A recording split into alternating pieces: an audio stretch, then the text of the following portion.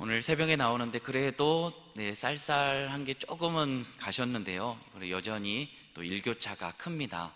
우리 사랑하는 성도님들, 주 예수 그리스도 안에 영혼 몸을 강건하게 붙들어 주시기를 간절히 소망합니다.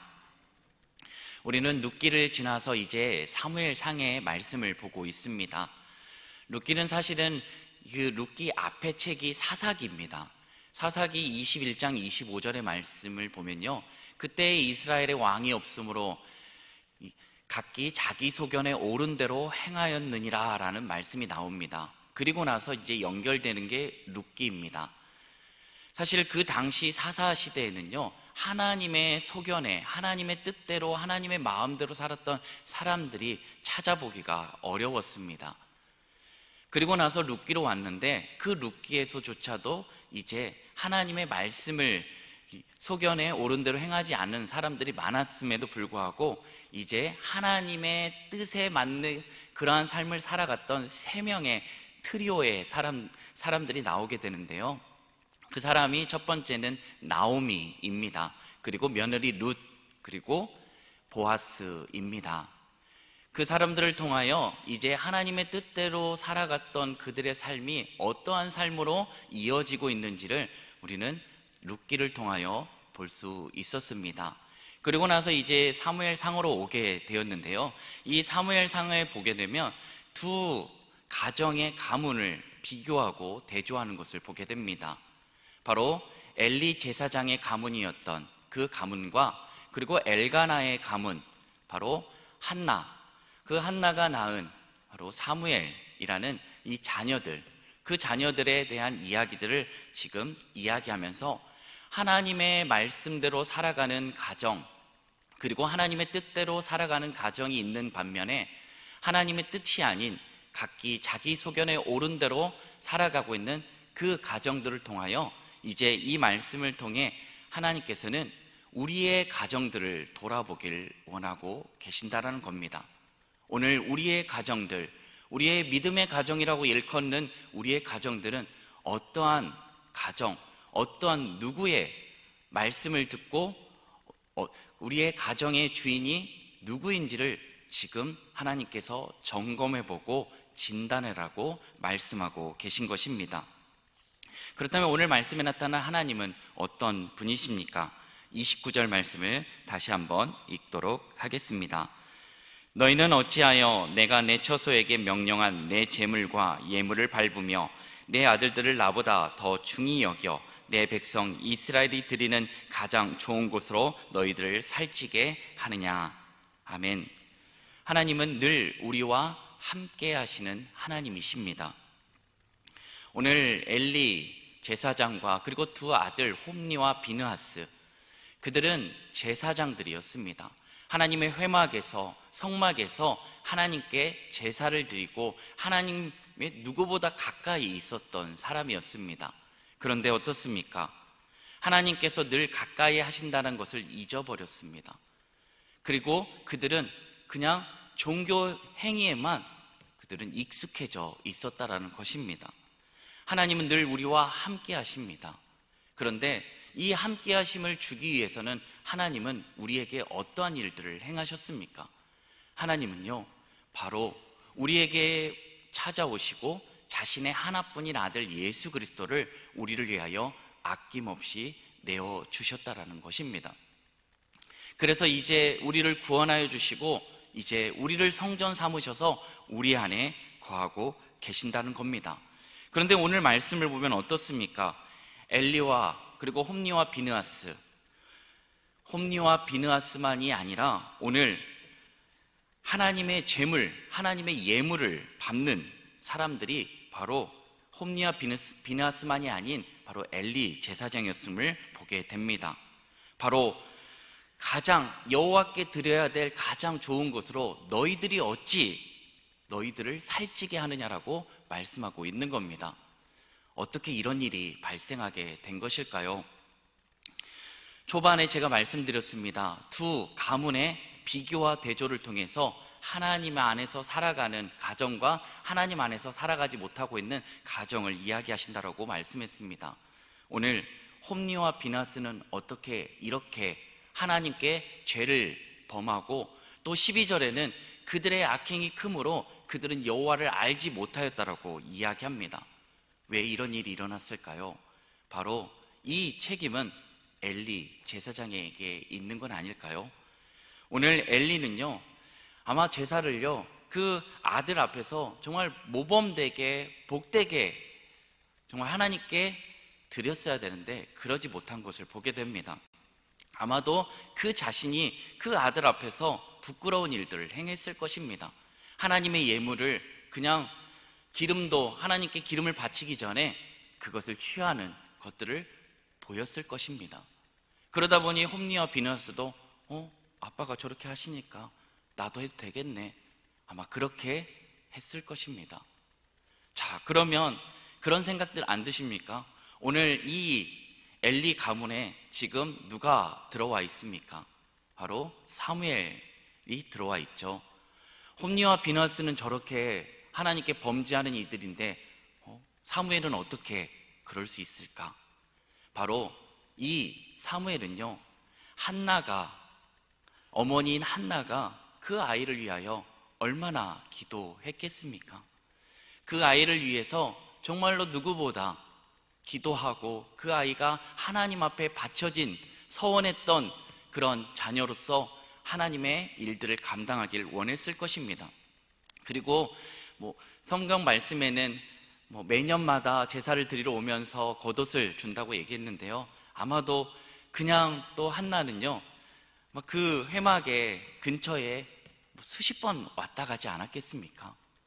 사무엘을 만나면 사무엘의 마음이 약해질까봐 아마 그 회막 근처에서 거기에 서서 사무엘을 위하여 기도했을 것입니다. 그리고 그 아이가 태중에 있을 때도, 그리고 그 아이가 자라서 젖을 뗄 때까지도 하나님의 말씀을 가르쳤을 것입니다. 그 아이가 듣든 들리지 않든 상관없이 말입니다. 신명기 6장에는 그렇죠, 내 자녀들에게 부지런히 가르치라라고 이야기합니다. 그래서 앉아 있을 때든지, 길을 걸어갈 때이든지, 누워 있을 때이든지, 일어날 때이든지 하나님의 말씀을 강론할 것이며 라고 이야기합니다. 바로 이스라엘에게 전해주셨던 쉐마의 말씀이었습니다. 이스라엘아 들으라, 오직 여호와는 유일하신 여호와이시니 너는 마음을 다하고 뜻을 다하고 힘을 다하여 내 하나님 여호와를 사랑하라 라고 말씀했던 거죠. 그것을 계속해서 사무엘에게 들려줬을 겁니다. 그리고 그렇게 기도했을 것입니다. 사랑하는 성도 여러분, 오늘 하나님은 우리와 함께하고 계십니다.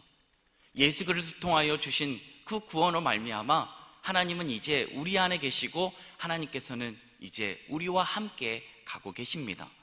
그래서 우리는 그냥 우리만 살아가는 것이 아니라 코람데오의 삶을 살아가고 있는 것입니다. 하나님 앞에서 살아가고 있습니다. 그래서 우리의 하나하나가 예배가 되는 거죠. 오늘 이 예배당에서만 모여서가 예배가 아니라 정말로 오늘 우리의 삶의 모든 자리가 예배의 자리인 것입니다. 하나님께서는 우리의 삶의 그 여정에서 나아가는, 만나고 이야기하고 또 우리가 행하는 모든 일들이 예배라는 것입니다. 오늘 우리가 임마누엘 대신 하나님이 우리와 함께 하심을 잊지 않는다면 어찌 이렇게 홈리와 비느하스처럼 살아갈 수 있겠습니까? 절대 살아갈 수 없습니다. 우리에게 주신 이 영광되고 복된, 정말 하나님과 함께하는 그 복된 삶을 어떻게 주셨는지를 깨달아 알면요, 우리는 결코 그렇게 살아갈 수 없다라는 것입니다. 사랑하는 성도 여러분, 죄는 얼마나 무서운지 모릅니다. 죄는요, 정말 우리가 하나님 예수 그리스도로 말미암아 회개하면 우리를 용서해 주시지만 죄는 또 죄의 흔적이 남습니다. 제가 오늘 아침에 이제 새벽에 와서 말씀을 준비하면서 이 종이 2장을 풀로 붙였습니다. 죄는 그렇습니다. 우리가 하나님에 붙어 있어야 되고 하나님께 붙어서 살아가야 되는데 그렇지 않고 세상과 짝하여 살고 죄된 것에 짝하여 살면 어떻게 될까요? 제가 풀로 붙였거든요. 이제 하나님께 회개하고 떨어지려고 하면 어떻게 될까요? 이렇게 붙었던 2개의 종이는 제대로 떨어지지 않습니다. 죄의 파편이 있고요. 그리고 흔적이 남습니다. 깨끗하게 떨어지지 않습니다. 그래서 다윗이 죄를 짓고 밧세바를 범하고 나서 두려워했던 게 주의 성령이 떠나가는 거였습니다. 그리고 그에게 주어졌던 죄의 결과는 참혹했습니다. 사랑하는 성도 여러분, 오늘 하나님이 함께 하십니다. 오늘 우리가 하나님을 경외한다면요, 하나님 앞에서 두려움을 가져야 됩니다. 그 두려움은요, 하나님께서 우리에게 주신 복된 삶을 살아가는데 굉장히 중요합니다. 하나님께서 우리에게 주신 말씀들이 있습니다. 그 말씀들을 지켜낼 때 그것은 우리에게 주시는 무거운 짐이 아닙니다. 그 말씀들을 하나하나 지켜갈 때 그 말씀들은 우리의 삶을 살리고 우리의 영을 살리는 일들이 되어지게 됩니다. 만약 하나님의 말씀대로 우리의 가정에서 살아가 보십시오. 그러면 그 가정이 살아나지 않겠습니까? 오늘 내가 속해 있는 직장에서, 속해 있는 모든 곳에서 내가 하나님의 말씀대로 살아가면 그 직장이, 그 모든 곳이 살아나지 않겠습니까? 오늘 하나님이 함께하는 삶, 그 삶은요, 바로 우리에게 주시는 영광되고 복된 삶, 그것이 정말 살아낸 사람만이 그것을 맛보아 아는 것입니다. 아마 여기에 모여있는 우리 사랑하는 성도님들은 하나님과 함께 동행함이 얼마나 기쁜 일인지, 하나님의 말씀을 지켜 사는 것이 얼마나 복된 일이고 정말로 즐겁고 행복한 일인지를 깨달아 아실 겁니다. 가끔 우리가 이렇게 하나님의 말씀대로 살지 못하고 죄 가운데 살아갈 때 하나님은 징계하실 때가 있습니다. 그러나 그 징계는 우리에게 주시는, 우리를 사랑하시게 주시는 겁니다. 그래서 징계를 받을 때 당신은 즐거워 보이지 않고 슬퍼 보이구나, 이로 말미암아 연단받은 이에게는 의와 평강의 열매를 맺는다라고 말씀했습니다. 사랑하는 성도 여러분, 죄를 가지고 있으면 불안할 수밖에 없습니다. 죄를 짓고 나서는요, 누구도 편안하게 잠자지 않습니다. 못 잡니다. 그러나 여호와 하나님의 말씀대로 살아가면 우리는 정말로 하나님이 주신 그 복된 삶으로 말미암아 행복과 평안을 누리는 삶이 되어지게 될 것입니다. 그렇다면 오늘 주시는 하나님의 교훈은 무엇입니까? 바로 35절 말씀입니다. 35절 말씀을 함께 읽도록 하겠습니다. 내가 나를 위하여 충실한 제사장을 일으키리니 그 사람은 내 마음 내 뜻대로 행할 것이라. 내가 그를 위하여 견고한 집을 세우리니 그가 나의 기름을 부음받은 자 앞에서 영구히 행하리라. 아멘. 보통 이 말씀을 하나님께서 우리에게 주시는 교훈은요, 예수님의 피값으로 우리를 충실한 제사장으로 삼아주셨다는 것입니다.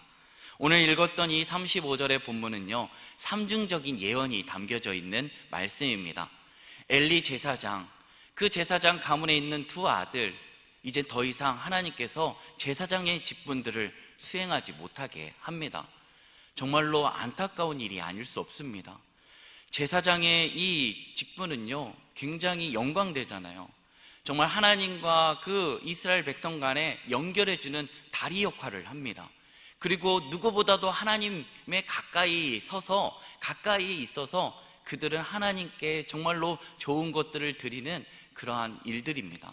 그리고 백성들을 자신의 삶을 통하여 가르치고, 또한 율법을 가르치고, 또한 사사로서 이 백성들에 있었던 일들을 판결해주고, 또 하나님의 지혜로 그들을 다스리는 것입니다. 그런데 그들이 그러한 삶이 되지 못했다는 겁니다. 그래서 오늘 읽지는 않았지만 그 말씀에 여호와의 백성들로 말미암아 범죄하게 만들었다라고 이야기합니다. 이들이 하나님과 사람 사이를 연결해주는 사람이 되어야 되는데 오히려 그들에게 죄악을 짓는 일을 지금 벌이고 있다는 것입니다. 사랑하는 성도 여러분, 오늘 이 말씀, 바로 충실한 제사장을 일으킨답니다. 그게 첫 번째가 바로 사무엘 선지자입니다. 두 번째는 이제 솔로몬 왕을 세울 때 큰 공을 세웠던 바로 사독이라는 제사장입니다. 그리고 마지막은요, 바로 우리를 위하여 이 땅에 오신 영원한 대제사장, 하나님의 말씀에 충실하게 자신의 생명을 내어주시기까지 모든 인류를 구원하는 일을 서슴지 않으셨던 예수 그리스도를 의미하고 예표하는 말씀이라는 것입니다. 그리고 이제 그것을 넘어서 오늘 예수님을 통하여 우리가 왕같은 제사장들이 되었다라는 것입니다. 사랑하는 성도 여러분, 제사장의 역할입니다. 오늘 우리는 어떤 제사장들입니까? 하나님께서 우리를 왕같은 제사장들로 삼아주셨습니다. 바로 하나님과 세상을 연결해주는 우리의 삶을 통하여 많은 믿지 않는 자들에게 그 삶을, 예수 그리스도를 전하는 역할을 해야 되는 게 바로 우리들입니다. 그 역할을 하려면 어떻게 해야 됩니까? 우리가 복음을 제대로 알아야 됩니다. 그리고 하나님의 말씀을 제대로 알아야 됩니다. 하나님의 말씀을 읽을 때 단순히 그냥 내 문제 가운데 이 말씀을 주셔서 이 말씀이 이렇게 해결되겠다, 그게 아니죠. 그게 아니라 정말로 이 말씀을 읽으면서 하나님이 우리를 얼마나 사랑하시는지, 우리를 얼마나 사랑하셨으면 인간들은 실패하고 넘어지고 무너지지만 하나님의 구원의 구속사의 계획은 끊임없이 포기하지 않으시고 계속 이어지고 있다는 것을 보셔야 합니다. 그리고 그 예수 그리스도를 통하여 포기하지 않으신 그 구원을 주셔서 우리에게 주시려고 한 삶이 무엇인지를 이제 이 말씀을 통하여 보셔야 된다는 겁니다. 기도는 어떻습니까? 마태복음 6장에는요 기도에 대해서 이야기합니다. 이방인들은요 지금 이것저것 중언부언 이야기한다라는 겁니다. 그런데 하나님은요 너희에게 있어야 될 모든 것들을 알고 계신대요. 그러니까 우리가 그냥 기도할 때 우리가 원하고 우리가 바라고 있어야 될 것을 하나님께 다시 통보하는 것이 아니라 이 기도를 통해서 내가 정말로 그리스도인으로 잘 살고 있나? 내가 하나님의 말씀에 정말 잘 살아가고 있나? 정말 코람데오 하나님 앞에서 내가 정말 잘 살아가고 있나? 그것을 돌아보는 시간이 기도하는 시간이 돼야 되는 겁니다. 그래서 먼저 그의 나라와 그의 의를 구할 때 이 모든 것들을 너희에게 더하여 주신다라는 것입니다. 어떤 한 분이 이제 이 신호를 대기하고 있었대요. 신호를 대기하고 있는데 뒤에서 택시가 뒤에서 받은 거예요. 그러니까 이 택시 기사님이 당황한 거예요. 자기도 이제 잠깐 한눈을 팔다가 차가 서 있는 걸 못 보고 뒤를 받으니까 이제 내리자마자 죄송하다고 하면서 되게 당황해 있었답니다. 그런데 이분이 이 사고가 나면요, 자 이제 뒤에서 받았기 때문에 100%잖아요. 100%니까 이제 보험 수가가 또 올라가면 또 그러니까 돈으로 처리를 하겠다고 하는 거예요. 보험 처리했으면 좋겠는데 했는데 그러면 지금은 그냥 가고 제가 한번 하루 정도 생각해보고 다시 말씀드리겠다라고 이야기를 했습니다. 그러면서 이분이 이제 기도를 한 거예요. 하나님, 이 일들을 통해서 무엇을 하길 원하십니까? 수리비가 한 100만 원 정도 드는데요. 어떻게 할까요? 그런데 하나님께서 그런 마음을 주시더라는 겁니다. 이걸 통해서 너가 전도하길 원한다 라는 마음을 주셨대요. 하나님, 이게 100만 원짜리 전도지입니다 라고 하는 거예요. 그런데 하나님의 말씀에 순종하고 그 택시 기사님에게 전화를 했답니다. 제가 오늘 사고 났는데 10원도 받지 않겠습니다. 예수님 믿고 꼭 천국 가시길 바랍니다 라고 전화를 끊었다고 합니다. 바로 하나님의 말씀에 그 제사장의 역할을 한 것이 아닙니까?